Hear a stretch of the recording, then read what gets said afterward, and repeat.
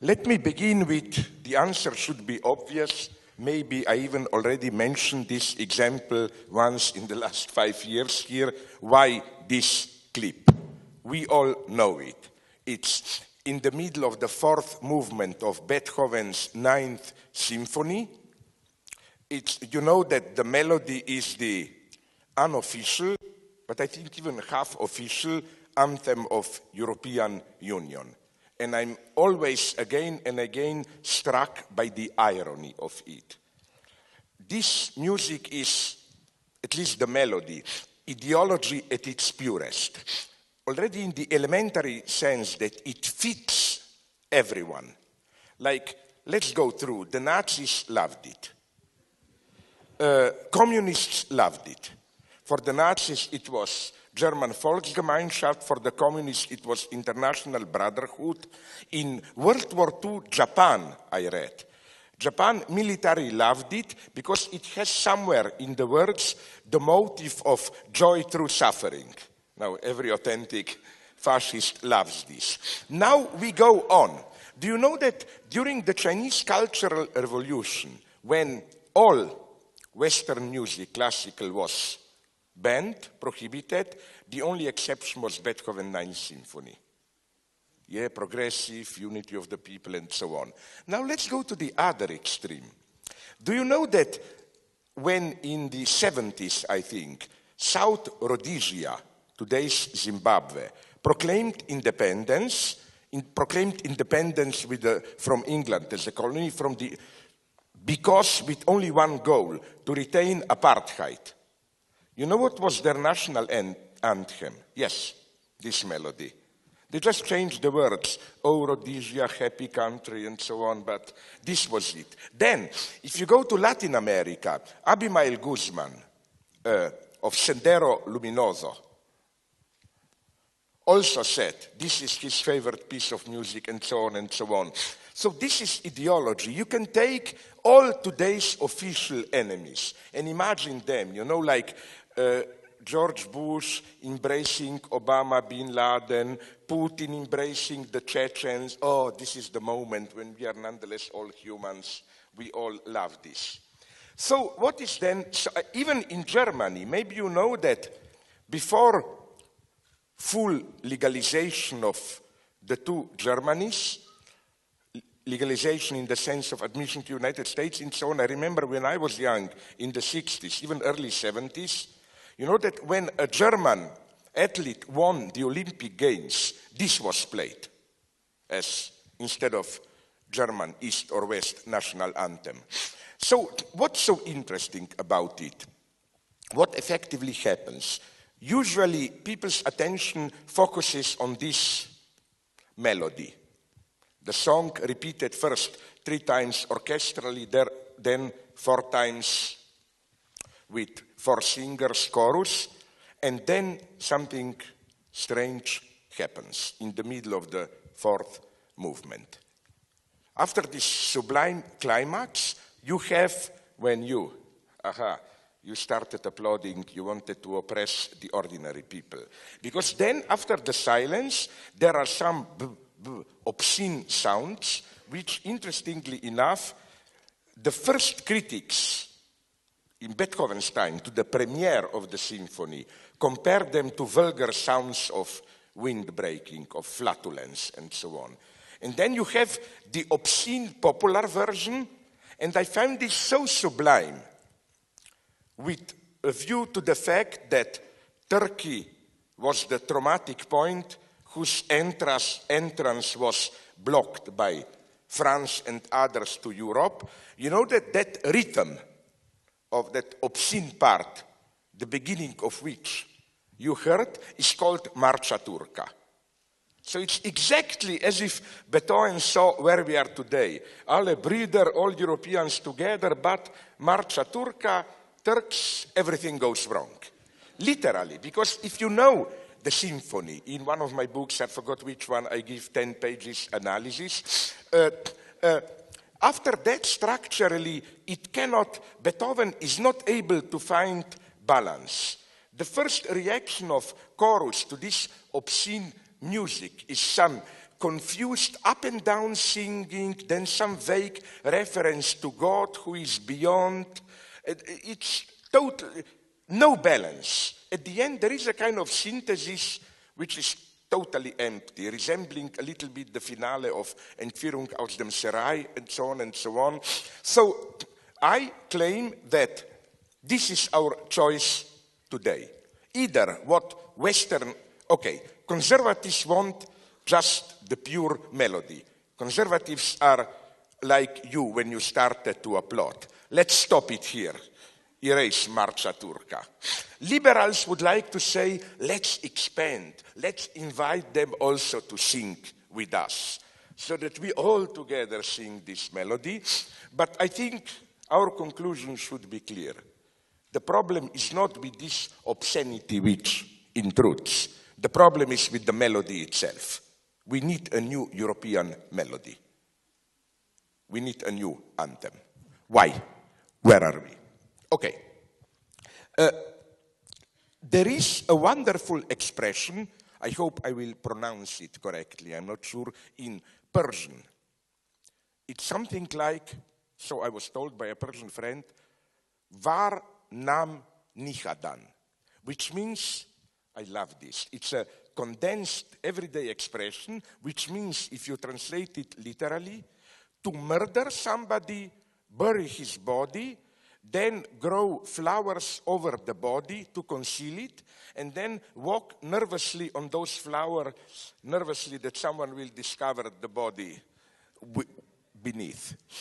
And this is the reality of our media, I claim. In 2011, we were witnessing and participating in a series of shattering events. From the Arab Spring to the Occupy Wall Street movement, from the United Kingdom suburban protests to Breivik's ideological madness, but still ideological madness in Oslo. 2011 was thus the year of dreaming dangerously, in both directions. There were emancipatory dreams mobilizing protesters all around the world, and there were the obscure, destructive dreams propelling Breivik and racist populists all around Europe, from Netherlands to Hungary.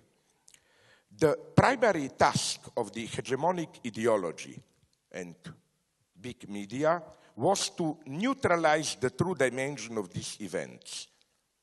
That is to say, it was precisely some kind of var nam nihadan. Let's bury the corpse and let's plant some grass on it. The media were killing the radical emancipatory potential of the events by obfuscating their threat to democracy,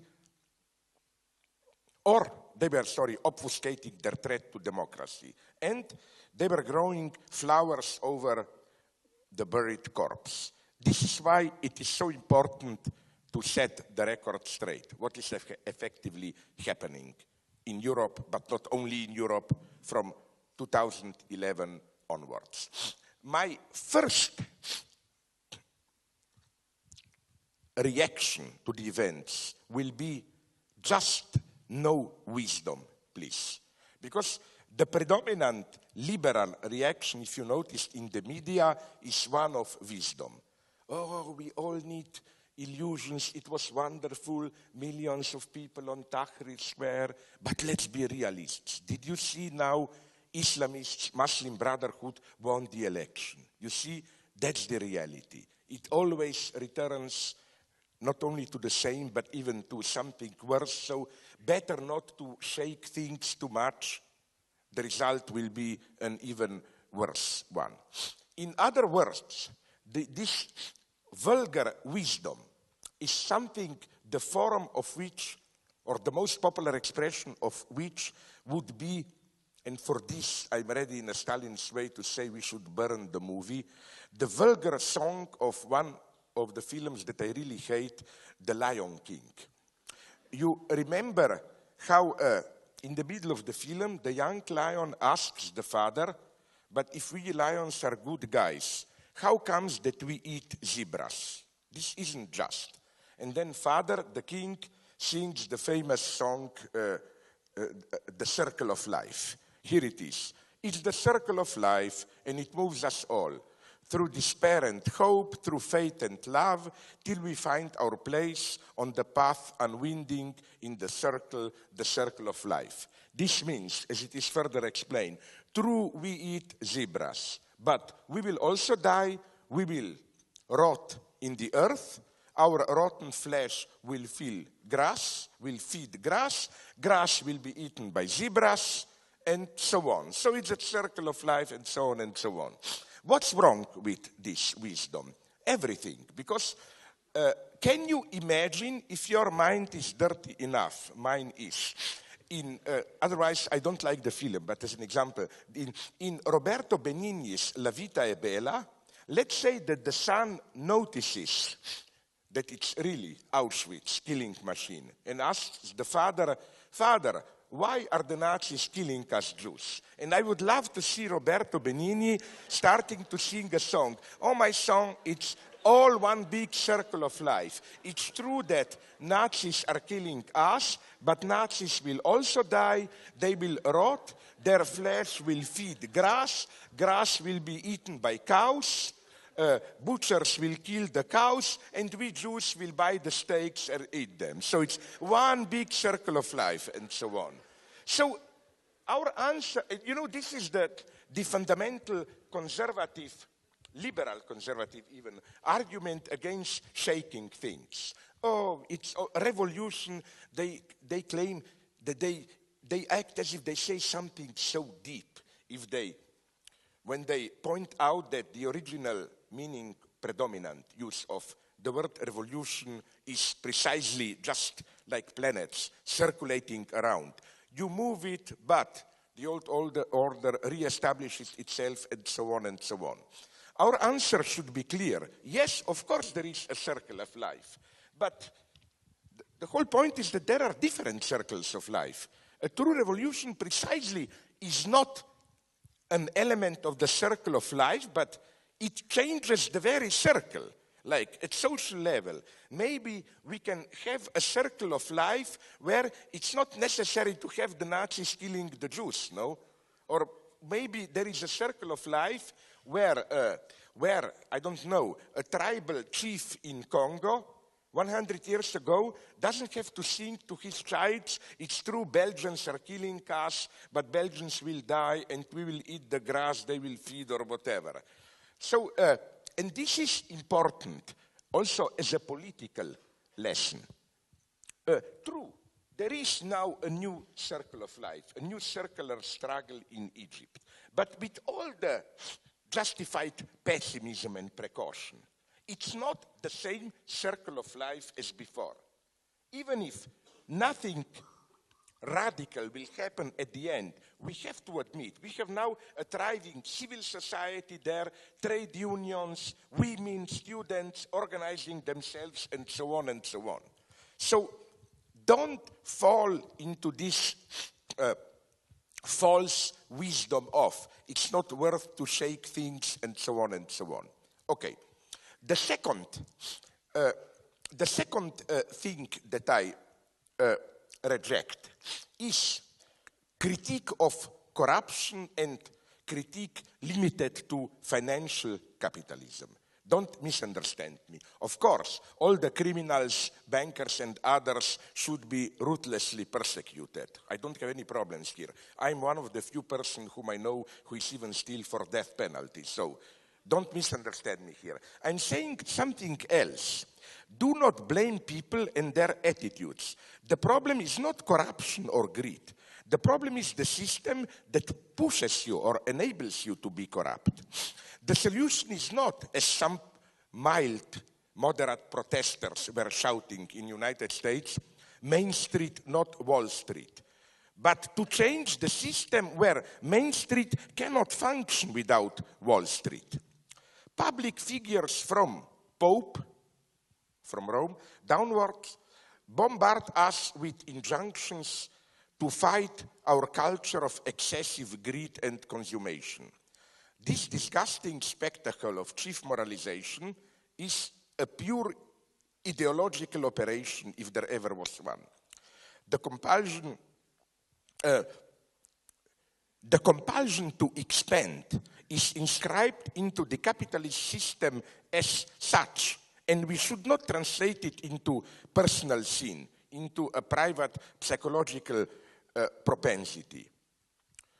No wonder that one of the theologians around Pope said, here I quote it literally, the present crisis is not the crisis of capitalism, but the crisis of morality. That's what I find really disgusting. Like, don't touch the system.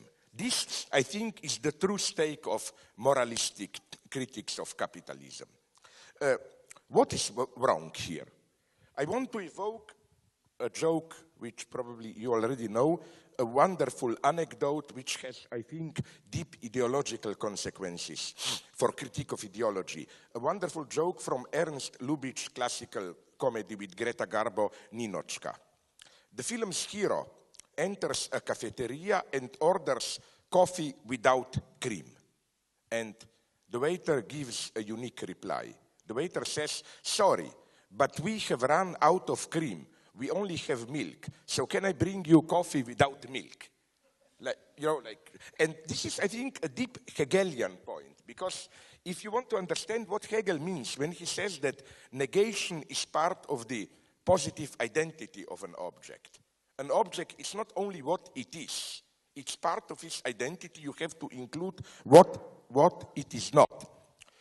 This is why I think this joke has wonderful political consequences. For example, already immediately, with us, we didn't have such lack of, in Yugoslav socialism, lack of consumerist object in stores, but a friend of Poland told me that they had exactly the same version of this joke, a version of this joke related to socialist reality. A guy enters a store and says, is it still that you don't have toilet paper?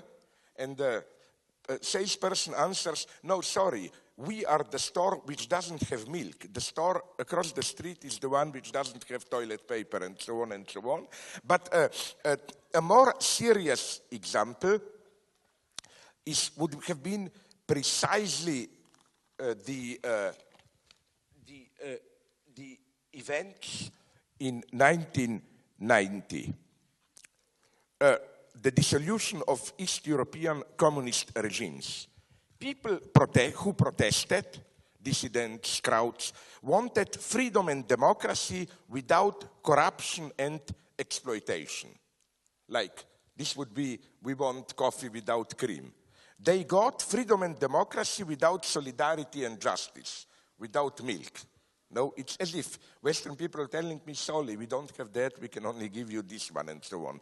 Likewise, the Catholic theologist, close to Pope, is carefully emphasizing that the protesters should target moral injustice, greed, consumerism, without targeting capitalism. One should even congratulate the honesty of this theologist, who openly formulates the negation implied in the moralizing critique. Like, he's telling them coffee without milk. That is to say, criticize greed, but don't criticize capitalism. So, again, the question today is that of the system. Bankers were always evil, and so on and so on. The second thing, don't focus on financial capital. This also bothers me when the target is all too often just financial capital. You know why I'm afraid of this? Because we are then one step from some kind of proto-fascist anti-Semitic logic. If we go too far in the critique of financial capital, banks, and so on, then we are one step from the idea that, which is well known from its very basis of fascism, that we should get productive, honest capitalists and workers. Corruption doesn't come from the basic labor-capital relation, but from intruding Jewish bankers and so on and so on. So, again, don't misunderstand me. I'm not praising corrupted bankers. All I'm saying is that the true question is, what structural change happened in the last decades in global capitalism that financial capital acquired such a central role. Now, the next point, even when we do celebrate protests, is to celebrate them just as protests. This was already mentioned. Srečko mentioned that Michael Hart emphasized this ecstasy aspect of it. You know, it's the same story as in France today, where every self-respectful right-wing politician will tell you with proud in 60 days, of course I was on barricades, and so on and so on. You know that. What I'm afraid is that for most of the people who are protesting, it will become a wonderful, youthful adventure, and I can imagine, this is my evil dream, people who were protesting on Wall Street, 10 years from now, they meet in a bar for a lunch break, each have a drink. Wasn't it wonderful 10 years ago? And then the phone rang from someone, sorry, my boss is calling me to the bank, I have to run away, and so on and so on. Don't fall into this. Reacting to the Paris protests of 1968, Jacques Lacan wrote, I quote him, "What you aspire to as revolutionaries is a new master. You will get one." End of quote. This diagnostic prognostic should be rejected as a kind of a almost conservative statement, like every revolution asks for a new master. But I claim there is a grain of truth in it if we apply this Lacan statement to some of the protests. If you just protest and demand, you effectively expose yourself to the danger that you are creating the space for a new master. And we already got the first glimpses of this new master in Greece, in Italy, maybe Spain will follow, and so on and so on. As if ironically answering the lack of expert programs of the protesters, the trend is now to replace politicians in the government with neutral government of depoliticized technocrats, mostly bankers. And again, the only way to fight this is to move a step further from protests. So, next thing we should oppose is social democratic welfare state nostalgia. Let me be now very brutal, then I will be more kind the more we progress into. If you ask a figure that I will invent now, the archetypal European left liberal moron, I don't mean the word moron in an aggressive way. By moron, I mean the typical common sense wisdom. Like, you know, it's Watson for Sherlock Holmes, Captain Hastings for Hercule Poirot in Agatha Christie. This type of moron, average intelligence intellectual, if you ask him what is wrong with Europe today, what will he tell you? I think something like this. First, he will no doubt begin by sharing his deep worry. The moron is worried about Europe. As a politically correct, anti-racist moron, he will immediately add that, of course, he rejects the anti-immigrant populism. The danger comes from within, not from Islam. The two main threats to Europe are this very anti-immigrant populist defense of Europe and neoliberal economics. So, you know, when we say, let's save Europe from its false defenders, from Brussels technocrats and from racist anti-populists, we are still at the level of the moron.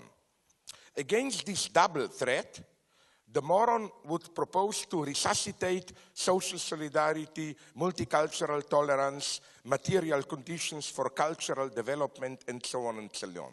What is his solution? How to do it?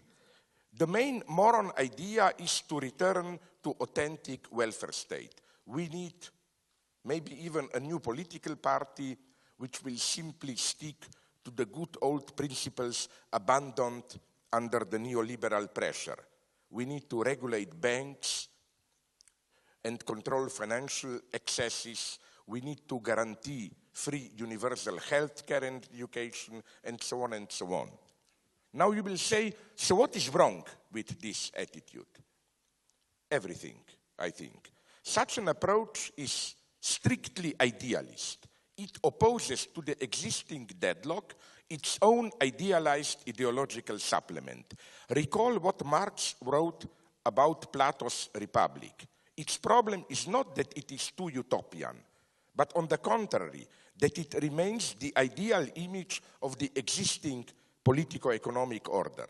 And mutatis mutandis, one should read the ongoing dismantling of the welfare state not as a betrayal of this noble idea, but as a failure which retroactively enables us to discern a fatal flaw in the very notion of welfare state.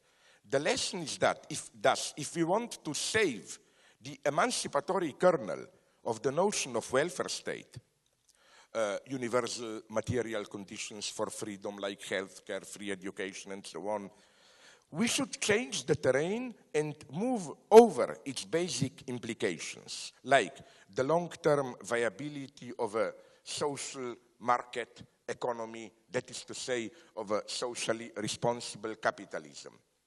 I think that if we don't do this step, if we remain within the horizon of how to change just some things to still combine capitalism with welfare state, we are just contributing to the process which we try to reverse. What are then further traps here? Michael Hart's and Tony Negri's analysis, which I share up to a certain point, underestimates, I think, the extent to which today's capitalism successfully, in short term at least, privatized common knowledge itself. This is, I think, again, I already repeated this last year, I know one of the crucial things happening today. You remember how in Grundrisse Fragment, Marx dreams about a society which is basically already here today for us, where the main source of wealth will no longer be work, labor, measured by time, but social knowledge, embodied in science, in material practices, culture, and so on. And the idea of Marx is that once this happens, capitalism is over, because capitalism is based on exploitation. Exploitation is the appropriation of surplus value, which is based on time as the labor time as source of value, and so on. What Marx wasn't able to imagine is how, even if we have common knowledge, this, let's call it collective cognitive capital, as the main source of wealth, it can also be privatized.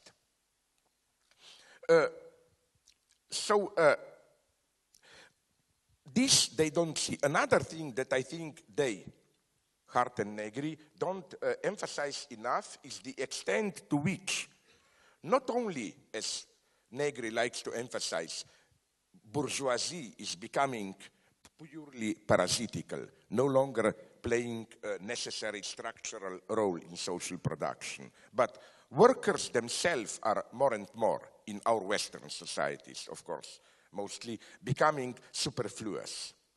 Larger and larger numbers of them are turning into not just temporarily unemployed, but structurally unemployable workers.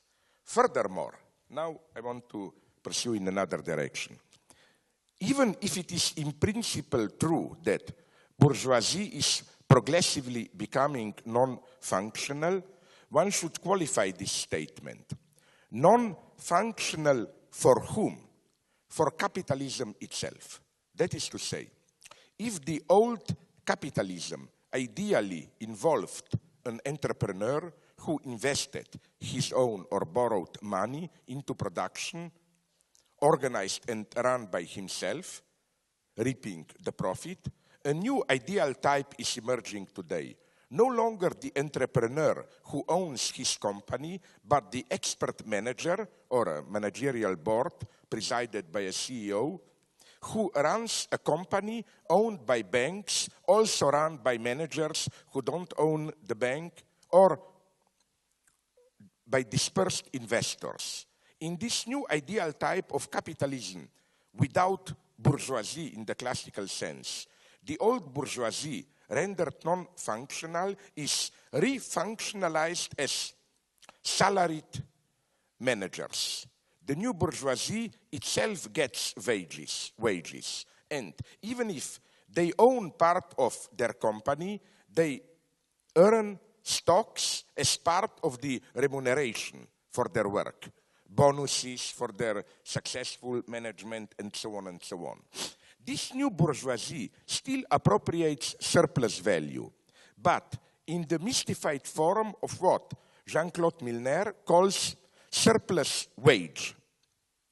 In general, they are paid more than the proletarian minimal wage. This minimal wage is the point of reference whose real example would have been in today's global economy, the salary of a worker in a sweatshop in China or Indonesia and so on.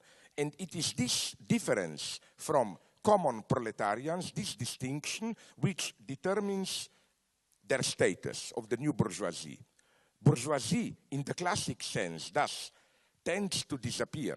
Capitalists reappear as a subset of salaried workers, managers who are qualified to earn more by their competence, which is why pseudoscientific evaluation, which legitimizes experts to earn more, is crucial today.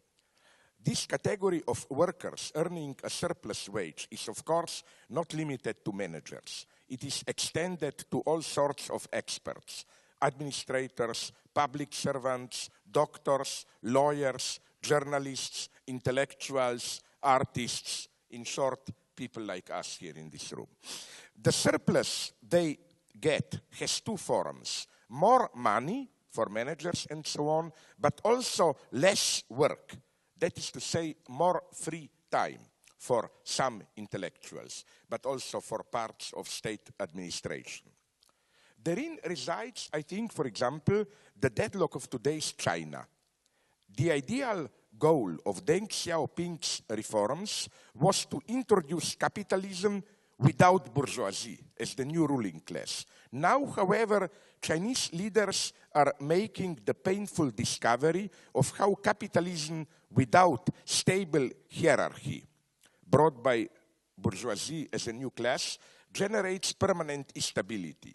So, what path will China take? More generally, this is also arguably the reason why ex-communists are re-emerging as the most efficient managers of capitalism.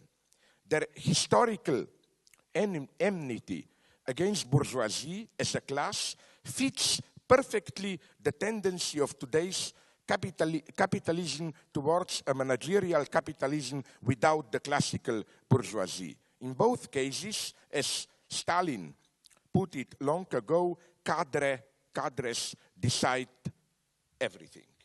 In this sense, I think Stalinism was really ahead of time. Do you know that in the 30s, for example, the new class of communist managers was incredibly privileged as a salaried bourgeoisie. Like, without shame, they admitted that in a new Soviet factory, the manager got like 200-300 times the salary of the ordinary worker. There is also an interesting difference emerging here between today's China and Russia. For example, what's the status of university cadres, intellectuals? In Russia, they are not included into the new salaried bourgeoisie. They are paid like dogs, nothing. They all have to translate more and so on. Chinese are here more intelligent. They pay them very well. So well, as a matter of fact, that thousands of university professors already moved from Taiwan to China, to mainland China. This is also the way to control them. Furthermore, now I come to my pessimist conclusion. This notion of surplus wage also allows us to throw a new light on the ongoing anti-capitalist protests. on one aspect of them. I fully support them otherwise. In times of crisis, the obvious candidate for tightening the belt are the lower levels of this salaried bourgeoisie. Since their surplus wages play no immanent economic role, the only thing that stands in the way of their joining the proletarians is their political protest. And here I have a problem. In many countries around Europe, while I in principle always support strikes, of course, but I must say frankly, although some of you may find this problematic, that it makes me sad the extent to which precisely this category of privileged salaried bourgeoisie, state employees, and so on, lower managers and so on, intellectuals, they are the ones who still dare to strike. The zero-level proletarians, they don't dare to strike. They're happy to retain their job, even if it's a minimal salary and so on. And I claim that many of the strikes going on today are effectively the strikes of this salaried bourgeoisie. They, unfortunately, that was my impression, this will sound horrible maybe for some of my friends, about the much celebrated general strike in Slovenia, one-day strike a couple of weeks ago. Of course, I support it in principle. But my problem is that this was clearly, predominantly, the strike of the privileged salaried bourgeoisie, professors, policemen, and so on, intellectuals, and so on. Precisely the strata which still, till now, enjoyed a certain safety, long-term employment, less work, and so on. It was literally, predominantly, I claim, a strike not in solidarity with workers, but a strike whose implicit, at least, goal was precisely to maintain the distance, not to join the proletarians. So we are, again, in a very paradoxical situation where this salaried bourgeoisie is the only one which still dares to strike, which is why I think it is absolutely crucial to invent, develop some kind of solidarity of this new form of salaried bourgeoisie with ordinary proletarians, whatever you call them. Without this, the prospect is very sad. So, to go back to my main line, the key feature that we should emphasize about today's society is that the ongoing crisis is not about reckless spending, greed, ineffectual bank regulations, and so on. I claim that something much more radical is happening. An economic cycle is coming to an end, a cycle which began in the early 1970s. The time, what?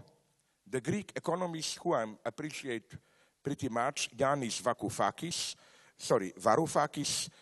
calls the global minotaur. This global minotaur was born. The monstrous engine that was running the world economy from the early 1980s till 2008. That is to say, the late 1960s and the early 1970s were not just the times of oil crisis and stagflation. President Richard Nixon's decision to abandon the gold standard for the US dollar was the sign of a much more radical shift in the basic functioning of the entire capitalist system. By the end of the 1960s, the American economy was no longer able to continue the recycling of its surpluses to Europe and Asia. Its surpluses has turned into deficits. Then, in 1971, the US government responded to this decline with an audacious and I claim quite ingenious strategic move. Instead of tackling the nation's burgeoning deficit, the US government decided to do the exact opposite, to boost deficits. And, I quote here Varoufakis, who would pay for them?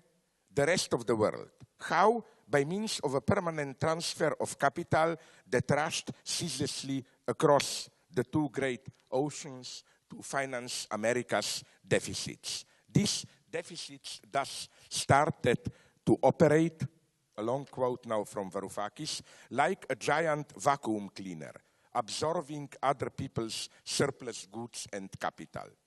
While that arrangement was the embodiment of the grossest imbalance imagined at a planetary scale, nonetheless it did give rise to something resembling global balance, an international system of rapidly accelerating asymmetrical financial and trade flows capable of putting on a semblance of stability and steady growth. Powered by these deficits, the world's leading surplus economies, Germany, Japan, and later China, kept churning out the goods while America absorbed them. Almost 70% of the profits made globally by these countries were then transferred back to the United States in the form of capital flows to Wall Street. And what did Wall Street do with it? It turned these capital inflows into direct investments, shares, and so on and so on. End of quote. Although Emmanuel Tode's, the French social economic theoretician, vision of today's global order is maybe too one-sided, it is difficult to deny its moment of truth. That the United States are an empire in decline. Its growing negative trade balance demonstrates that the United States is the non-productive predator. It has to suck up $1 billion daily influx from other nations to buy for its consummation. And it's as such the universal Keynesian consumer that keeps the world economy running. This influx, which is effectively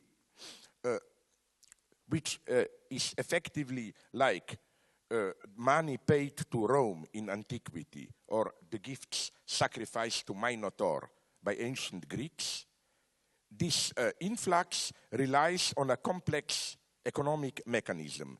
The US is trusted as the safe and stable center so that all others, from the oil-producing Arab countries to Western Europe, Japan, even Chinese, invest their surplus profits into the United States. Since this trust is primarily ideological and military, not economic, the problem for the United States is how to justify its imperial role. It needs a permanent state of war so that it had to invent the war on terror, offering itself as the universal protector of all other normal, not rogue states. The entire globe thus tends to function as a universal Sparta with its three classes, now emerging as the first, second, and third world. United States as the military, political, ideological power, Europe and parts of Asia and Latin America as the industrial manufacturing region, and the underdeveloped rest, today's helots. In other words, global capitalism brought about a new general trend to oligarchy, masked as the celebration of the diversity of cultures. And again, my point is that this model is today falling apart.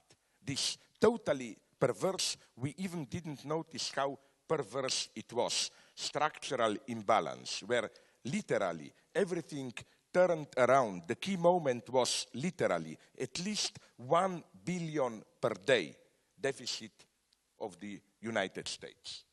It no longer works, this model, and capitalism is desperately looking for a way out, and I think this is the background of the crisis. If 50 years ago, we like to say that the world needed United States. Now, the United States needs the world. You know, it was very popular when I was young, this cynical reasoning. I remember an essay was written, what were to happen in 1960s if the whole India were to be submerged into the ocean? The answer was nothing, minor disturbance. I claim that if the whole of the United States were to submerge into the ocean, something similar holds today for the, more or less, for the United States. So, again, we have reactions. I enumerated them at the beginning, reactions to this crisis.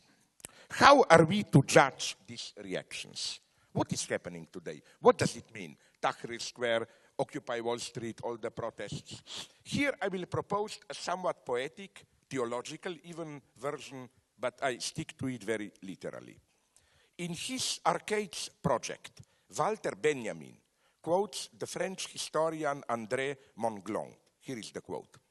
The past has left images of itself in literary texts, images comparable to those which are imprinted by lights on a photosensitive plate. The future alone possesses developers active enough to scan such surface perfectly. You know, the idea is a beautiful one that we get literally in art signs from the future. We have fragments in art which are simply not readable in their own time. It's only from the future that you can retroactively read them. Like a classical example, which I think even repeated here years ago, to read properly, Kafka is such a heroic figure. We can only read properly today Dostoevsky, William Blake, Edgar Allan Poe, backwards from Kafka. Kafka was the developer rendering them, even John Milton, rendering them readable. I think that events like Occupy Wall Street protests, the Arab Spring, demonstrations in Greece and Spain, and so on, have to be read precisely as such signs from the future. We should turn around the usual historicist perspective of understanding an event out of its context and genesis. Radical emancipatory outbursts cannot be understood in this way. Instead of analyzing them as part of the continuous development from past to present, we should bring in the perspective of the future. We should analyze them as limited, distorted, sometimes even perverted, fragments of a utopian future which lies dormant in the present as its hidden potential.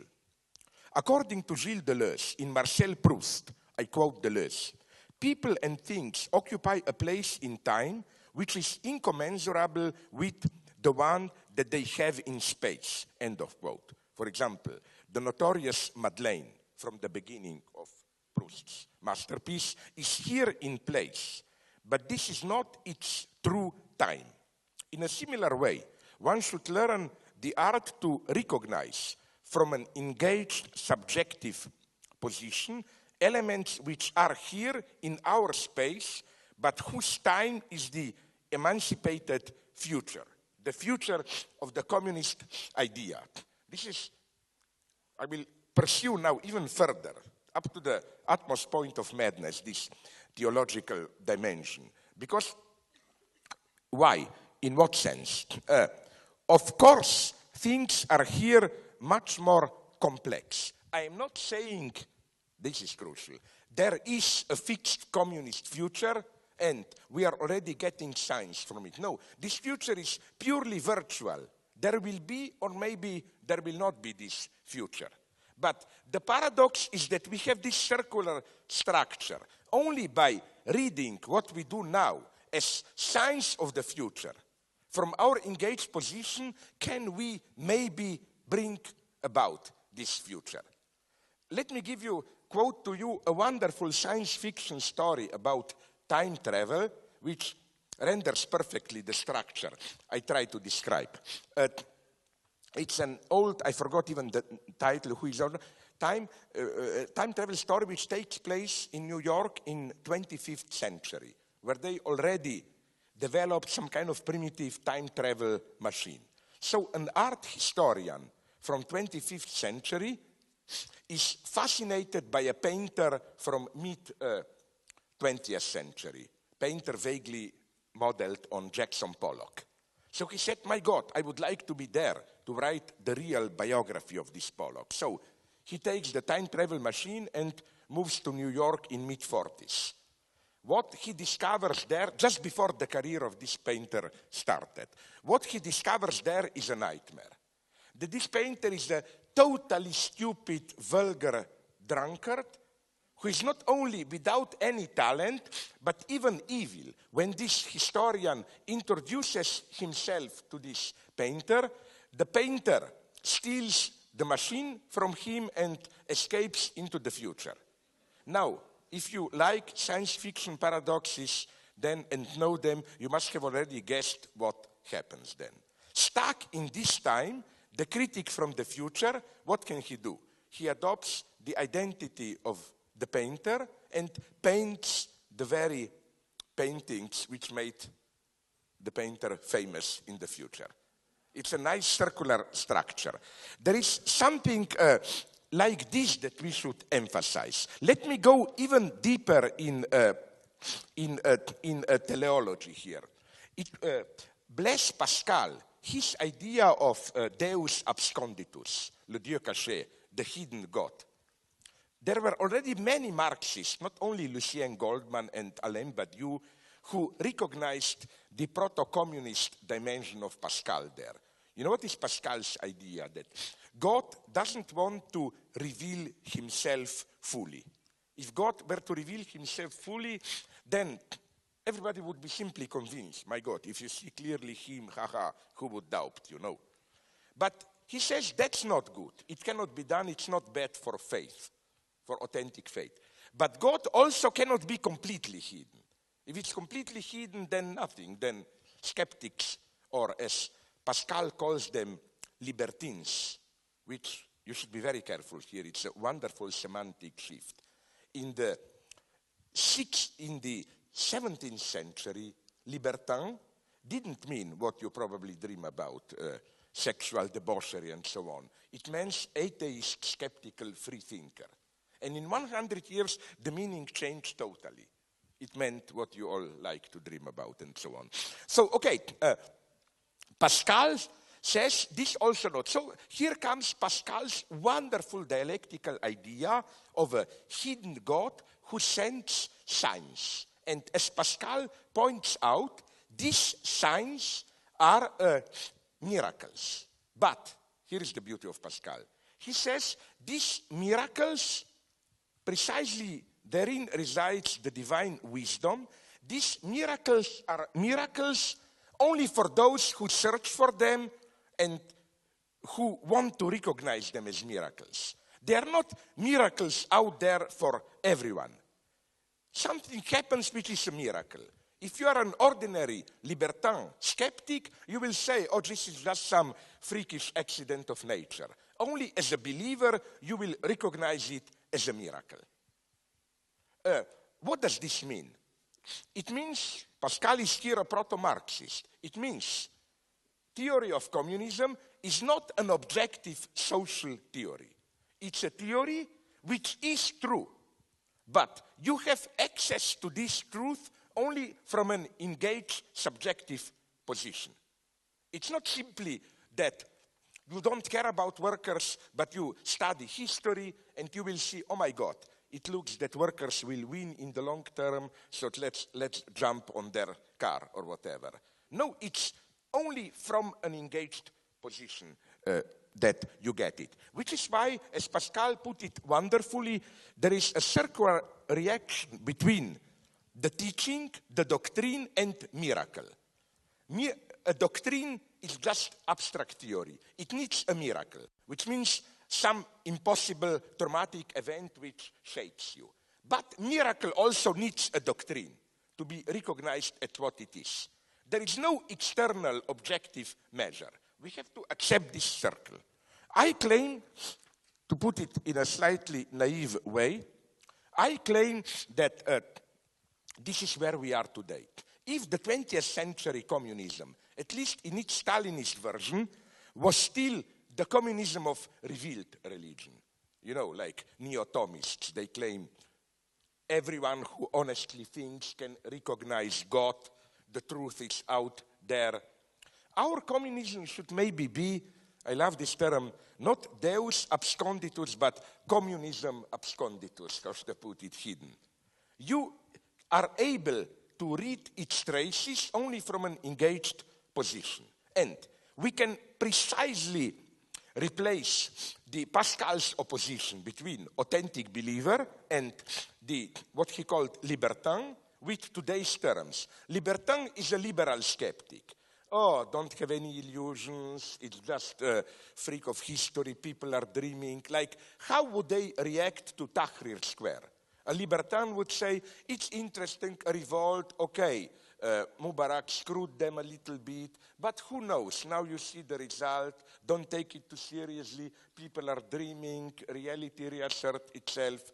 If you speak from a subjectively engaged position of looking for or fidelity to communism, you are able to read, for example, but not only, Tahrir Square, Occupy Wall Street, as what they were, as don't be afraid, I'm a total atheist, but I think we should rehabilitate the atheist notion of a miracle. Wasn't Tahrir Square, in some sense, of course not metaphysical, a miracle? Absolutely no one expected it. We in the West were racists who thought stupid Arabs, the only way to mobilize them is anti-Semitism, nationalism, and religious fundamentalism. A miracle happened.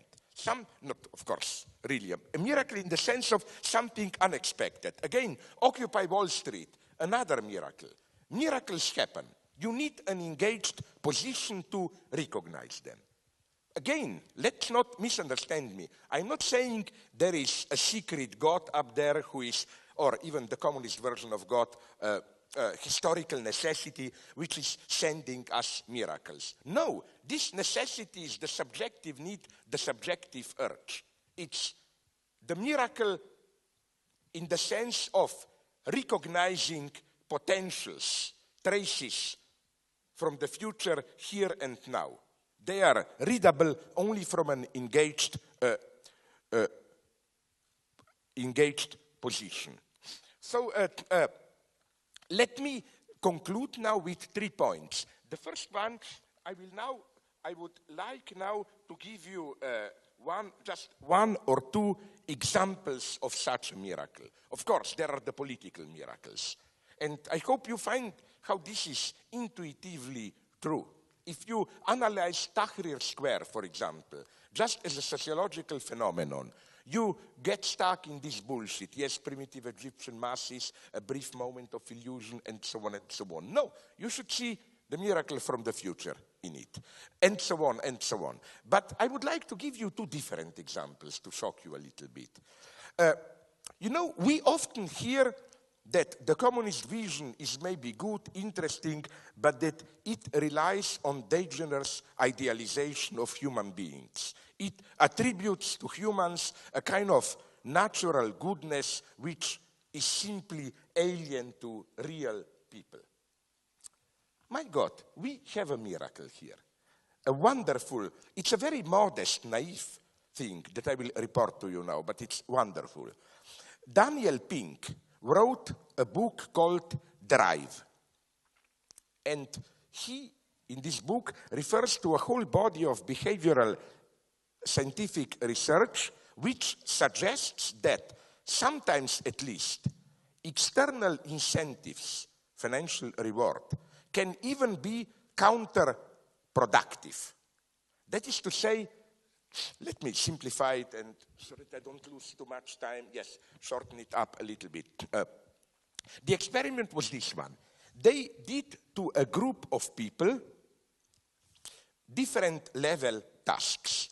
First, there were low-level tasks, mechanical work, and they gave them different amounts of financial reward. If there was a non-creative primitive work, they discovered the obvious thing. The more you are paid, the more you were efficient. But when tasks became minimally creative, intellectually challenging, they discovered something beautiful. even if it's naive and it's immediately exploited by capitalists, they discover not only that above a certain level, money doesn't matter, but even that above a certain level, money is counterproductive. It's incredibly beautiful. If you have a group of people and tell them, here we have a tough nut to break, creative one, about how to reconstruct cyberspace in this way, whatever. If you give them too much money, they will do much worse than if you give them no money. Then they did, these scientists, something, to dispel one misunderstanding. Now you will say, this must have been some crazy lunatic leftist scientists. Yes, they were. Because the institution which organized this was the notorious leftist group called the Federal Reserve Bank of the United States. Did this. So, okay, they went on. And they said, wait a minute, maybe this is a cultural specificity. People having a relatively high standard of living in United States. So they did a wonderful, honest, simple thing. They went to Africa, Mali or where, poor Africa. They went to India, to a village, repeated exactly the same experiment, of course with lower sums of money, and they obtained always the same result. You got the result. It's not only that money doesn't matter after a certain point, that it's even counterproductive. If you have a creative task, and if you are somehow aware that the better you do it, more you will be paid. If money is too high, it's counterproductive. You do it worse. Why I like this example? I know it's A, totally naive. B, I know how postmodern capitalism likes these examples to screw workers better. You know, this is the whole Google, Microsoft propaganda. We give you a creative environment where money doesn't matter and all that stuff and so on and so on. So, of course, we should know well what is going on here. That this holds for these top companies, Microsoft, Google, Apple, but then, you know what's the other side of Apple? You know, I think that if I were to live in a dictatorship where I would be a dictator, who doesn't have this dream? One of the irrational rules I would impose is that whenever the mention Apple as the label is mentioned, I would say Apple/Foxconn.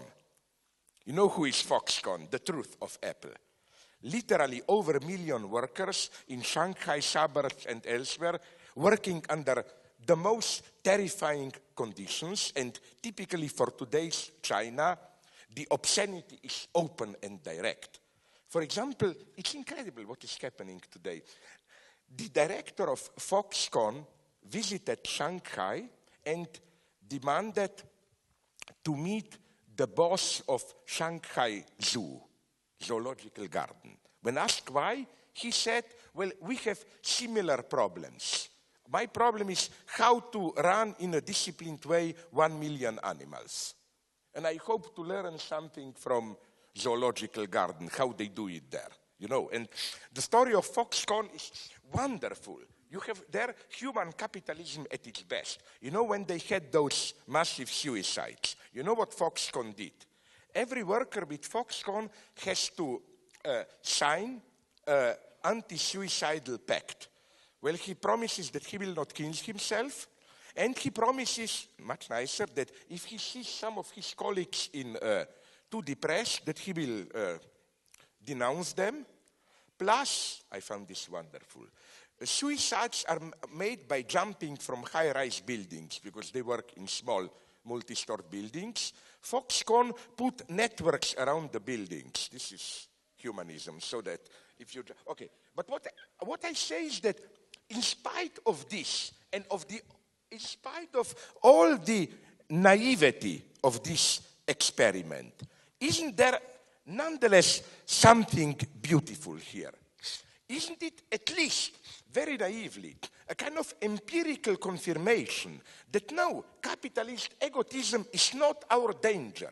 We are not dreaming. It's not true that at a certain level you can organize production so that not only it's not conditioned, the quality, by finances, but financial aspect, if it's too much underlined, emphasized, it's even counterproductive. I mean, we may laugh about that Marxist idea of definition of communism, you know, to each to his needs, each gives to his abilities.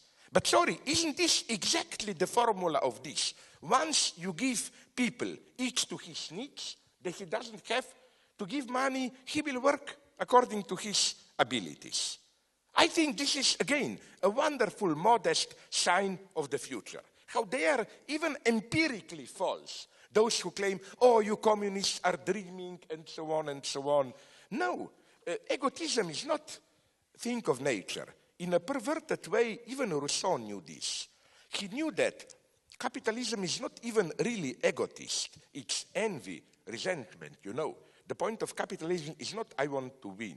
It's you must lose, which is much more important. Okay, that's another story. Now let me give you, to conclude on a lighter note, but with what I think we all love, and this is also an incitation to you to watch TV series. Because as we all know, now I speak as a Hegelian, Weltgeist has moved recently from Hollywood to TV series.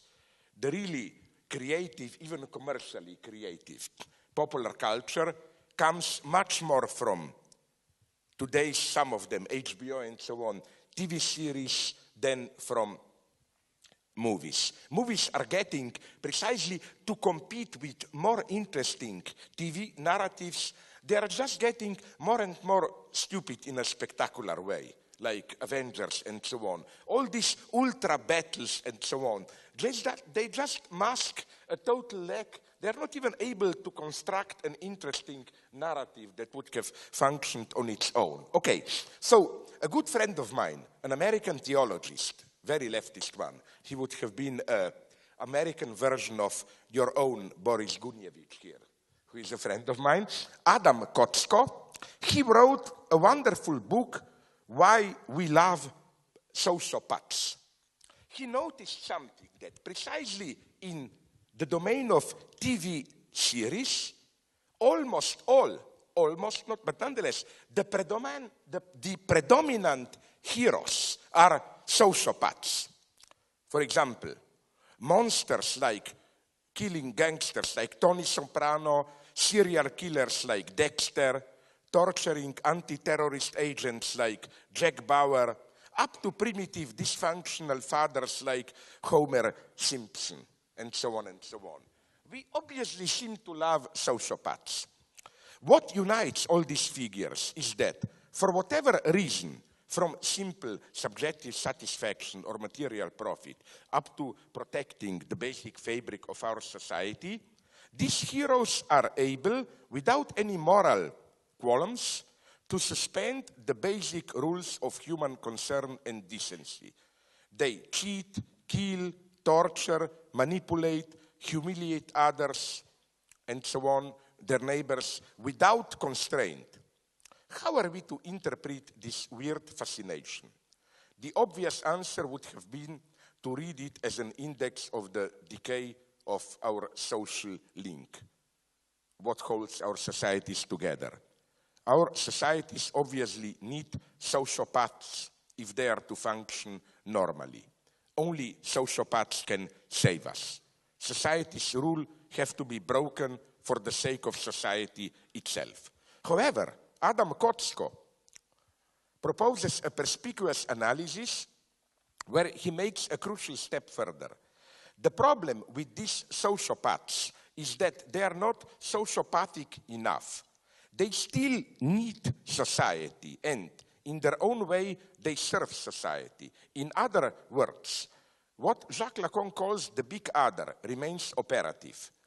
Namely, the goals that motivate these sociopaths are still socially acceptable goals. Material suspect, social recognition, or even patriotic goals like Jack Bauer, saving one's country, and so on and so on. And it also, society also easily incorporates the outcome of their activity. For example, I claim that the most perfidious pathological sociopath is Dr. House, I claim, who breaks all the rules precisely to save people and so on and so on. From this basic dialectical insight, Kotsko outlines the idea of a true. He says wonderfully, it's not just that these sociopaths are pathological figures. They are because they are not sociopathic enough. We need finally a true sociopath, a social revolutionary who effectively is able to question the basic coordinates of our social substance. Then Kotsko enumerates the redeeming feature of every main type of a sociopath in series. He classifies sociopaths in 3-4 types. First are the schemers, like Homer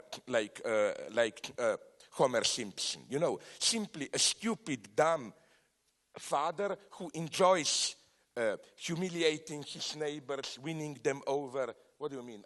I know, my son knows this for 5 years. He calls me Homer for 3 years, I know.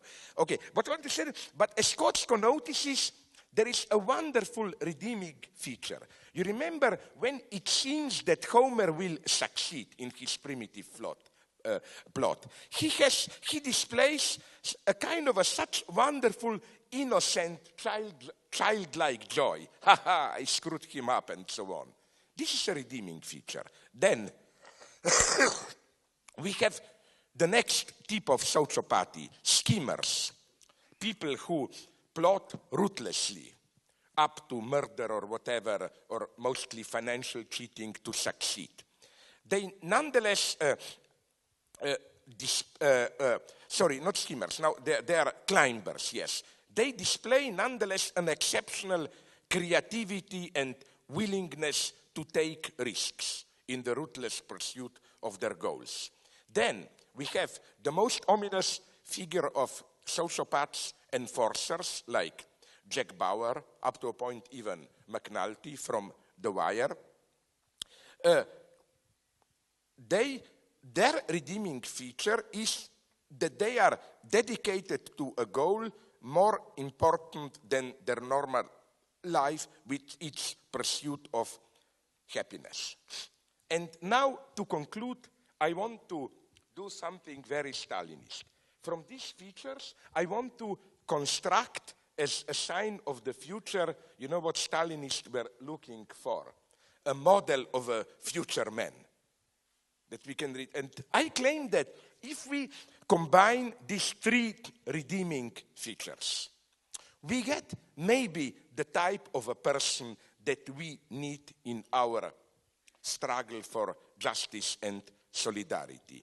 A person who shares something with Jack Bauer and so on, which is simply his or her dedication to a task larger than his life.